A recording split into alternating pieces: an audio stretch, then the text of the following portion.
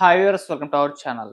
Pastor Praveen గారి మృతి పైన అంటే ఎన్నో రకాల అనుమానాలు వ్యక్తం చేయడం, ఆయనకు సంబంధించిన ఇప్పుడు ఇన్వెస్టిగేషన్ జరుగుతున్న నేపథ్యంలో కొన్ని సీసీటీవీ ఫుటేజ్‌లు కూడా సోషల్ మీడియాలో లేకుంటే పోలీసులే వదలడం ఇవన్నీ కూడా చూస్తున్నాం. అయితే ఈ నేపథ్యంలో ఒక వీడియో రిలీజ్ అయింది. అందులో పాస్టర్ ప్రవీణ్ గారు వైన్ షాప్‌లో వైన్స్ తీసుకుంటున్న అదొక వీడియో వైరల్ అవుతుంది. అంటే ఆయన మద్యం సేవించి డ్రైవ్ చేశారా అని చెప్పేసి కూడా మాట్లాడుతున్నారు. ఈ నేపథ్యంలోనే అదే కారణం అయ్యుండొచ్చు ఆయన మృతికని కూడా మాట్లాడుతున్నారు. అసలు ఏం జరిగింది? మరి ఆ సీసీటీవీ ఫుటేజ్‌లో ఏముంది? సో, ఇటువంటి అన్ని అంశాల మీద మాట్లాడడానికి ప్రెజెంట్ మనతో పాటు ప్రొడ్యూసర్ నట్టికుమార్ గారు ఉన్నారు. వారితో మాట్లాడి తెలుసుకునే ప్రయత్నం అయితే చేద్దాం. నమస్కారం సార్. నమస్తే. సార్, పాస్టర్ ప్రవీణ్ గారి ఇన్వెస్టిగేషన్ నడుస్తూనే ఉంది. ఈ నేపథ్యంలోనే ఈ సీసీటీవీ ఫుటేజ్‌లు కూడా బయటకు లీక్ చేసేస్తూ వస్తున్నారు. అయితే ఒక వీడియో రిలీజ్ అయింది. అందులో పాస్టర్ ప్రవీణ్ గారు వైన్ షాప్‌లో ఆగి ఆ వైన్స్ తీసుకుంటున్న వీడియో వైరల్ అయింది. ఆయన మద్యం తాగి డ్రైవ్ చేశారేమో అని చెప్పేసి కూడా అనుమానాలు వ్యక్తం అవుతున్నాయి సార్. అదే ఆయన మృతికి కారణం అని కూడా, అంటే ఇది ఒక యాక్సిడెంటే, వెనకాల ఎటువంటి కుట్ర కోణాలు లేవు అని చెప్పేసి కూడా ఆ వర్షన్ కూడా బయటకు వచ్చేసింది. మరి మీరేం చెప్తారు ఆ సీసీటీవీ ఫుటేజ్‌కి సంబంధించి? 3 ప్రశ్నలు తలెత్తుతున్నాయి. హ్మ్. ఆయన కోదాడలో మందు బాటలు కొనుక్కున్నారనేది ఒక సీసీ ఫుటేజ్ చెప్తున్నారు. హ్మ్. ఏలూరు దగ్గరలో ఒక మందు బాటలు కొనుక్కున్నారు, ఒక సీసీ ఫుటేజ్ చెప్తున్నారు. రాముప్పాడు దగ్గర యాక్సిడెంట్ అయి పడిపోయారు. ఆయన పడిపోతే ఆయన తీసి ఒక ఎస్సీ గారు కూర్చోబెట్టి అక్కడ ఒక హోటల్ అబ్బాయి వచ్చి టీ ఇచ్చి ఆ కవర్ కూడా కట్టారు. కట్టి కూర్చోండి, వెళ్ళకండి మీరు, బాగోలేదని చెప్పేసి అన్నారు అనేది అది ప్రథమిక సాక్ష్యం చెప్తున్నారు. అయితే అక్కడ ఎస్ఐ గారు కూడా మానవతా వృత్తితోనే ఒక అమ్మాయిని పడిపోయాడు. ఆయన పాస్టర్ ప్రవీణ్ గారు అని తెలియదు. ఆయన తెలియకపోయినా ఆయన ఒక మానవతంతో ఆయన కూర్చోబెట్టి ఆయన తాగి ఉన్నాడా తాగిలేడా పాస్టర్ ప్రవీణ్ గారా అది చూడలే. మనిషి ప్రాణం అపాయంలో ఉంది, కూర్చోబెట్టి ఆయనకి అన్ని మొహం కడుక్కోమని టీ ఇప్పించి కాపాడాడు. అది మనం చూడాల. ఎస్ఐ గారి దృష్టిలో అది మనం చూసుకోవాలి. అంటే ఒక మనిషిని ఆయన కాపాడటానికి ప్రయత్నం చేశాడే తప్ప ఆయన తాగి ఉన్నాడా, మీరు డ్రంక్ అండ్ డ్రైవ్ ఎందుకు అరెస్ట్ చేయలేదు, ఇది తప్పది. ఇదంతా అసందర్భం మాటలు. ఎందుకంటే ఒక మానవత్వంతో ఆయన చెప్తున్న మాటలు మనం చాలా క్లియర్గా, ఆయన చెప్తున్న మాటల్లో నాకు పాస్టర్ ప్రవీణ్ గారు అని తెలియదు, ఆయన ఎవరో తెలియదు, ఆయన కింద పడిపోయి ఉంటే ఆయన తీసి నేను కూర్చోబెట్టి ఆయన ముఖం మీద కడుక్కోమని చెప్పి టీవీ తాగమని చెప్పి టీ తెప్పించి ఇచ్చాను. బాగా ఇక్కడ వద్దు, ఇప్పుడు పొజిషన్ బాగాలేదు కాబట్టి వెళ్ళొద్దు అని చెప్పాను. ఎక్కడికి వెళ్తాను అంటే రాజమండ్రి వెళ్తానని చెప్పాను. ఈ స్టేట్మెంట్ ఇస్ కరెక్ట్గా ఉంది. అంటే ఆయన మానవత్వంతో ఆలోచించాడు. ఒక పోలీస్గా చూడలేదు ఆయన. ఒక పోలీస్గా చూసి నువ్వు తాగి ఉన్నావా లేకపోతే ఏమున్నావు అని అడగలే. ఒక పడిపోయిన వ్యక్తిని కాపాడాడు, వెళ్ళొద్దు అని చెప్పాడు. ఆ తర్వాత ఆయన ఎక్కడికి వెళ్ళాడు, వెళ్ళిపోయాడు ఆయన. ఇది స్టేట్మెంట్ అక్కడ కరెక్ట్. ఆయన తాగి ఉన్నాడా తాగిలేదా, అలవాటు ఉందా లేదా ఆయన ఫ్యామిలీ మెంబర్స్ చెప్పాలి, లేకపోతే ఆయన తిరుగురు మెంబర్స్తో చెప్పాలి. ఇప్పుడు మనం ఇప్పుడు అక్కడ కొన్నారు అనేది మందు శబ్దం, అక్కడ దానికి వెళ్ళారు మందుకి వెళ్ళారని గ్యారంటీ ఏంటి? మనం 2 పాయింట్లు ఆలోచించాలి. ఆయన డ్రింక్ తాగడానికి వెళ్ళారా, తీసుకోవడానికి వెళ్ళారా, లేకపోతే మామూలుగా ఏదైనా అవసరం ఉండి వెళ్ళారా, లేకపోతే ఒక సోడాను వాటర్ బాటిల్ అవసరం ఉండి కూడా వెళ్ళొచ్చు కదా. వైన్ షాప్కి వెళ్ళాలందరూ తాగుబోతులు కాదు, వైన్ షాప్కి వెళ్ళాలంతా తాగుబోతులు కాదు అని చెప్పడానికి లేదు. 2 పాయింట్లు తీసుకోండి ఇక్కడ. వైన్ షాప్కి వెళ్ళిన వాళ్ళందరూ తాగుబోతులు కారు, వైన్ షాప్కి వెళ్లకుండా ఉన్న వాళ్ళంతా తాగుబోతులు కారు అని అనడానికి అవకాశం లేదు. 100% తాగుబోతులు అయి ఉండొచ్చు. కనుక మనం దాన్ని ప్రాథమికంగా తీసుకోకూడదు. అసలు విజయవాడ దగ్గర యాక్సిడెంట్, రామప్పాడు దగ్గర యాక్సిడెంట్ జరిగిన మనిషి ఏ కోణాన ఫ్యామిలీ మెంబర్స్ మరి మధ్యలో ఫోన్ చేశారా, చేయలేదా, చేస్తే ఆ ఫోన్లో మరి ఫ్యామిలీ మెంబర్స్కి చెప్పాడా, చెప్పలేదా, హెడ్లైట్ అది పగిలిపోయింది, వెనకాల పగిలిపోతే ఒక తాడుతో కట్టుకొని రాజమండ్రి దాకా రావడానికి ఏం అవకాశం వచ్చింది? ఇది ఒక ఇన్వెస్టిగేషన్ నడుస్తుంది కాబట్టి మనం దాంట్లో ఎక్కువగా వెళ్ళకూడదు. రెండోది, అక్కడి నుంచి ఒక యాక్సిడెంట్ అయిపోయినా, పడిపోయినా, చిన్న దెబ్బలు తగిలినా, ఒక పెట్రోల్ బంక్ కాడికి వచ్చి పెట్రోల్ వేయించుకొని వచ్చాడు. వచ్చిన తర్వాత ఆ పెట్రోల్ వేయించుకున్న తర్వాత అక్కడ కూడా చిన్న దెబ్బలు తగిలి ఉన్నాయని అన్నారు. అక్కడి నుంచి ఆటోమేటిక్గా వచ్చేసాడు కదా. మరి వచ్చిన వ్యక్తి అక్కడ కూడా ఆయన వచ్చిన వ్యక్తి అక్కడి నుంచి వెళ్తూ ఉండగా మనం టోల్ గేట్ లో చూసాం, ఏది రాజమండ్రి దగ్గర కొవ్వూరు టోల్ గేట్ చూసాం. చాలా జాగ్రత్తగా నెమ్మదిగా వెళ్తున్నాడు. మరి ఆయన కాదో తెలియదు, ఆయన వెళ్తున్నాడు.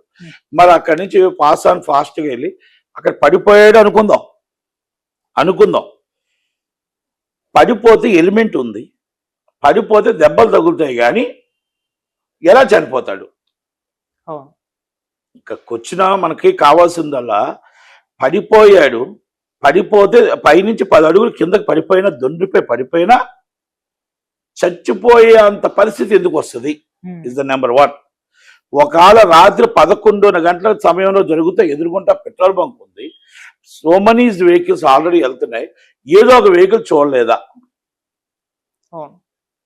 ఒకవేళ బతికుంటే నాకు అక్కడ కర్రల మీద ఎందుకు బ్లడ్ వచ్చింది, మొత్తం అన్నిటి మీద బ్లడ్ ఎందుకు వచ్చింది? మనం ఏ విధంగా అక్కడ పడిపోతే ఆయనంతలో ఆయన యాక్సిడెంట్ అవ్వకుండా పడిపోతే చనిపోయే ఆస్కారం లేదు. ఆయన ఏమి 80 సంవత్సరాల ముసలోడు కాదు, వెరీ ఫిట్నెస్, మొత్తం టోటల్గా 1000 మందికి శుభవార్తలు చెప్పే వ్యక్తి ఆయన, మొత్తం టోటల్గా స్టామినాతో ఉన్న వ్యక్తి.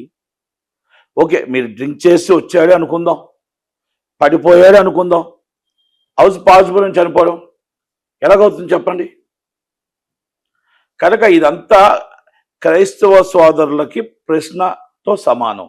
ఎందుకు ఈ ప్రశ్నలు అన్నీ వచ్చాయి అంటే, ఫ్యామిలీ మెంబర్స్ ఇస్ వైఫ్, ఆమె మొత్తం ఫస్ట్ ఏం జరిగింది, వెళ్ళేటప్పుడు ఏమైనా గొడవలు జరిగాయా, ఆ మధ్యలో వచ్చేటప్పుడు ఏమైనా గొడవ జరిగిందా, ఎక్కడైనా ఏమైనా ఘర్షణ జరిగిందా, రాముప్పాడులో పడిపోయేటప్పుడు ఆమె యాక్సిడెంట్ అయ్యేటప్పుడు కానీ ఏమైనా ఇంటిమేషన్ ఇచ్చాడా, లేకపోతే రాత్రి 11 ఉదయం వెళ్ళిపోయిన వ్యక్తి రాత్రి 11 దాకా మీరు ఏమైనా ఫోన్ చేశారా, మీకు ఆయన ఏమైనా ఫోన్ చేశాడా?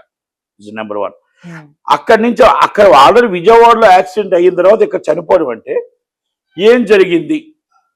ఇది ఎవరు యాక్సిడెంట్ చేయలేదు అంటున్నారు, మరి ఆ వ్యక్తి అక్కడి నుంచి వస్తూ ఇక్కడ చనిపోవడానికి కారణం ఏంటి? అంతే కదా. ఇప్పుడు అక్కడ ఎస్ఐని అడిగి ఉండకపోవచ్చు, లేకపోతే ఎస్ఐ చూసి ఉండకపోవచ్చు, అక్కడ ఎవరైనా కొట్టారా, లేకపోతే ఎవరైనా మ్యాన్ హ్యాండిల్ చేశారా, లేకపోతే అక్కడి నుంచి వస్తేప్పుడు ఎవరైనా సరే 4 గంటల్లో ఢిల్లీలో ఎవరైనా ఈయనకి ఆయనకి గొడవలు జరిగాయా, అక్కడి నుంచి మళ్ళీ రాజమండ్రి వెళ్దామని ఒక పట్టుదలతో వచ్చాడా? ఇంకోటి, ఈయనకి ఎక్కడైనా రాష్ట్రం అంతటా కూడా దేశం అంతటా కూడా ఈయనకి మొత్తం టోటల్గా కార్యకర్తలు ఉన్నారు, రాష్ట్రం అంతటా అభిమానులు ఉన్నారు. ఒక ఫోన్ కాల్ విజయవాడలో చేస్తే 1000 మంది వస్తారు. ఆయన అక్కడ బండి ప్రాబ్లం వస్తుంది అనుకుంటే 1000 మంది అక్కడ వచ్చి ఉంటారు. ఈ రోజు వేలాది మంది, వేల కుటుంబాలు రోడ్డు మీద ధర్నాలు చేస్తున్నాయి, నిరాహార దీక్షలు చేస్తున్నాయి, వాళ్ళు ఊరేగింపుగా వెళ్తున్నారు. ఇవన్నీ వెళ్తున్నప్పుడు ఎందుకు రారు? ఇవన్నీ ప్రశ్నలతో సమానం. ఎందుకంటే యాక్సిడెంట్ జరగలేదని ఐజీ గారు చెప్తున్నారు, బాగుంది, కానీ చచ్చిపోవడానికి ఆస్కారం లేదు, చనిపోవడానికి ఆస్కారం కనబడట్లేదు. ఎవరైనా చంపైనా ఉండాలి, గొడవైనా అయి ఉండాలి, ఏదైనా బలమైన దెబ్బ తగిలేని ఉండాలి, లేదనుకుంటే కర్ల మీద కానీ వీటి మీద కానీ జరిగి ఉండాలి. మీరు చెప్పిన సీసీ ఫుటేజ్ కోసంగా మనం మాట్లాడుతున్నాం. ఇది క్రైస్తవుల అనుమానం, వాళ్ళ అనుమానం నివృత్తి చేయవలసిన బాధ్యత మన మీద ఉంది. మీరు ఇప్పుడు అక్కడ రాముప్పాడులో యాక్సిడెంట్ జరగడం ఏంటి, రాముప్పాడులో దెబ్బలు తగలడం ఏంటి? ఆ ఎస్ఐ గారు తప్పేం లేదు. ఎస్ఐ గారు ఒక మానవత్వంతో ఆయన దింపేరు, కూర్చోబెట్టాడు, టీ ఇచ్చాడు, ఒక మంచి మనసుతో ఆయన చేశాడు. అది బాబు ఇక్కడ ఉండి కూర్చో వెళ్ళొద్దు అని చెప్పాడు, తప్పలేదు. అది ఆయనకేం తెలియదు. ఆయన మీ పాస్టర్ ప్రవీణా, లేకపోతే నువ్వు తాగున్నావా, లేకపోతే ఇంకొకటి అని అడుగుంటే అది వేరేగా ఉండే, కానీ అది అడగలేదు ఆయన. ఒక మంచి మనస్తత్వంతో చేసిన వ్యక్తి. ఇంకా అలాంటి వాళ్ళు పోలీస్ డిపార్ట్మెంట్లో ఉన్నారంటే హ్యాట్సాప్ చెప్పాలి. పోలీస్ డిపార్ట్మెంట్లో అలాంటి వాళ్ళు ఉన్నారు అంటే. మనం వెళ్తున్నప్పుడు ఏ కోణంలో కూడా ఆయన పడిపోతే, అంటే నేనేమంటే 10 అడుగుల నుంచి మనిషిని పడేస్తే ఎలా చనిపోతారు? హార్ట్ ఫెయిల్ అయ్యాను చనిపోవాలా, హార్ట్ మొత్తం టోటల్గా అనిసిస్ అయినా చనిపోవాలా. ఈ మొఖం నిండా మొత్తం టోటల్గా ఎందుకు ఇంత దెబ్బలు తగులుతాయి? అంత దెబ్బలు తిరిగే అవకాశం అక్కడ ఏముంది? ఆల్రెడీ ఎలిమెంట్ ఉంది, అన్నీ ఉన్నాయి. ఏ అవకాశం? పోనీ వెనకాల కింద చనిపోతే ఏమైనా రాయి తగిలిందా, పెద్ద బండరాయిలు తగిలాయా, లేకపోతే బండరాయిలు ఆయన మీద పడిపోయాయా? దీంట్లోగా ఇన్వెస్టిగేషన్ చేయాలి. ఇక్కడ ఆ అనుమానం కంపల్సరీ ఇంతకు ముందు జరిగిన సిచ్యువేషన్ లో ఆయన మీద థ్రెట్ ఉంది, ఆయన మాట్లాడిన మాటలు కొన్ని మతాలకి వ్యతిరేకంగా ఉంది కాబట్టి ఆయన ఎవరో థ్రెట్ ఉంది అనేది ఆయన అనుమానం. ఇది క్రైస్తవుల అనుమానం. ఓకే, ఆయన తప్పు మాట్లాడా, ఎక్కువ మాట్లాడా, ఆయన ఇంకో మతాన్ని తక్కువగా మాట్లాడా, ఎక్కువ మాట్లాడా, అవన్నీ పక్కన పెడితే ఆయన తప్పు చేసినా చంపే రైట్ ఎవరికి లేదు. చట్టం తన పని తను చేసిపోదు తప్ప చాక్పే రైట్ ఎవరికి లేదు. ఓకే.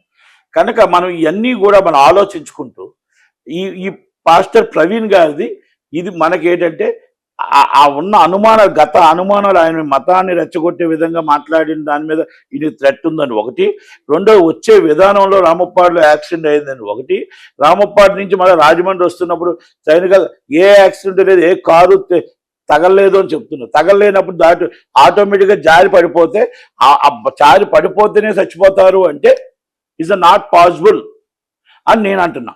ఓకే. అది పాసిబుల్ కాదు. ఏ బండో గట్టిగా యాక్సిడెంట్ చేస్తే పడిపోతే ఏ రాయో తగిలేసి ఏ రాయో మొత్తం టోటల్గా పెద్దగా తగలాలి తప్ప హార్ట్ అయినా ఫెయిల్ అవ్వాలి తప్ప జరగదు. పోస్ట్ మార్టం రిపోర్ట్లో 36 నుంచి 48 గంటల బిఫోర్ చనిపోయి ఉంటారు అంటున్నారు. రాత్రి 11:40 జరిగింది, ఎలాగా 36 గంటలు అవుతుంది? ఇవన్నీ ప్రశ్నలతో సమానం. కనుక పాస్టర్ ప్రవీణ్ గారిది ఒక క్రైస్తవ సోదరుడిగా, క్రైస్తవ మతానికి చెందిన ఒక మతం ఇంకో మతం మీద పులుంకుంటున్నాయి కాబట్టి, ఇక మతం మీద ఒక మతం తప్పు ఒక మతం తప్పు అని అంటున్నారు కాబట్టి క్షుణ్ణంగా పరిశీలించి చీఫ్ మినిస్టర్ గారు, డిప్యూటీ సీఎం గారు ఇప్పుడు దాకా స్పందించలేదు. లోకేష్ గారు, పురంధేశ్వరి గారు వీళ్ళందరూ చూసి క్షుణ్ణంగా క్రైస్తవుల మనోభావాలు దెబ్బతినకుండా, మైనార్టీల మనోభావాలు దెబ్బతినకుండా దీని మీద క్షుణ్ణంగా పరిశీలించి inch to inch, pin to pin దీని మీద పూర్తిగా డీటెయిల్స్గా ఎంక్వైరీ చేసి ప్రెస్ మీట్ పెట్టి దీని మీద వెల్లడిస్తే బాగుంటుంది అనేది అనుమానం. అనుమానం నివృత్తి చేస్తే బాగుంటుంది అనేది నేను అనుకుంటున్నా. ఆ లీక్ అయిన సీసీటీవీ ఫుటేజ్ పైన కూడా క్రైస్తవ సంఘాలు ఆరోపిస్తున్నాయి సార్. అందులో ఉన్న అసలు పాస్టర్ ప్రవీణే కాదు, వీళ్ళు క్రియేట్ చేసి ఈ విధంగా వదిలేస్తున్నారంటూ కూడా వాళ్ళు ఆందోళన వ్యక్తం చేసి వాళ్ళ సోషల్ మీడియాలో వదిలేస్తున్నారు.